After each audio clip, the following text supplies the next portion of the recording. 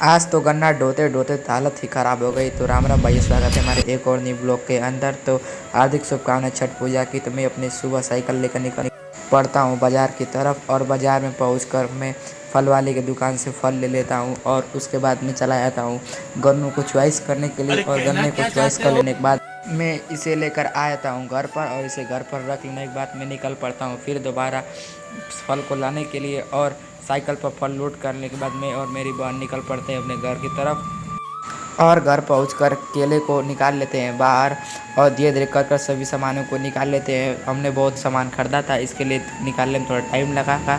और उसके बाद मैं और मेरी बहन निकल पड़ते हैं 200 रुपये लेकर अपनी वाहन पर सवार होकर रास्ते की तरफ। और रास्ते बहुत ही सुंदर था सुबह के बाद। उसके बाद हम अपनी बाइक को तेज़ रफ्तार से बढ़ाकर आए थे यहाँ पर, और यहाँ पर आकर देसी फाटक खोल लेने के बाद आए थे अंदर।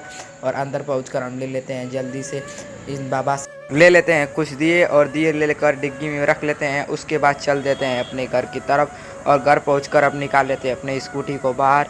और स्कूटी को जल्दी से बाहर निकाल लेने के बाद लगे या थी स्प्लेंडर को भी निकाल दिया घर से बाहर। उसके बाद ये लकड़ी देख रहे हैं ना, उसको मुझे अपने ख़ानदानी हथियार से चीरना है, और इसको चीर लेने के बाद जल्दी जल्दी से लकड़ियों को ले चल जाते हैं अपने घर की तरफ, और इसे एक कोने में रख लेता हूँ। उसके बाद हाथ पैर धोकर मैं निकल पड़ता हूँ अपनी बाइक की चाबी लेकर जलेबी लेने के लिए।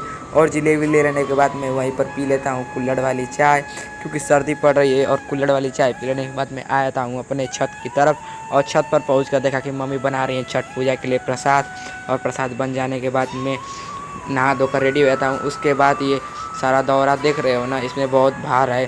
उसके बाद मैं अपने सर पर लाद कर इसे ले रखता हूँ घाट की तरफ, और मैं थक जाने के कारण मैं पापा को दे देता हूँ ले जाने के लिए। और भीड़ बहुत ही ज़्यादा थी रास्ते में। उसके बाद पहुँच जाते हैं अपने घाट की तरफ, और घाट में पहुँच कर जल्दी जल्दी से ऊख को पानी में गाड़ लेते हैं। और गाड़ लेने के बाद उसके बाद मैंने देखा कि कुछ ही पलों में बहुत ज़्यादा भीड़ हो गई थी। उसके बाद हम लोग देने लगते हैं शाम को सूर्य भगवान को अर्घ, और अर्घ दे लेने के बाद निकल पड़ते हैं अपने घर की तरफ।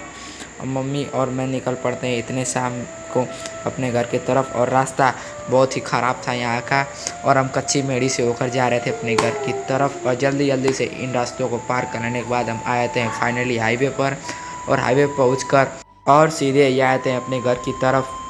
इस सज्जन को क्या तकलीफ है भाई? और घर पहुंचकर लगे हाथी में बनाने लगता हूँ स्पीकर, और स्पीकरों को बना लेने के बाद मिलते हैं नेक्स्ट वीडियो में। राधे राधे भाइयों। और कमेंट में ज़रूर बताना स्पीकर फूटा है या नहीं।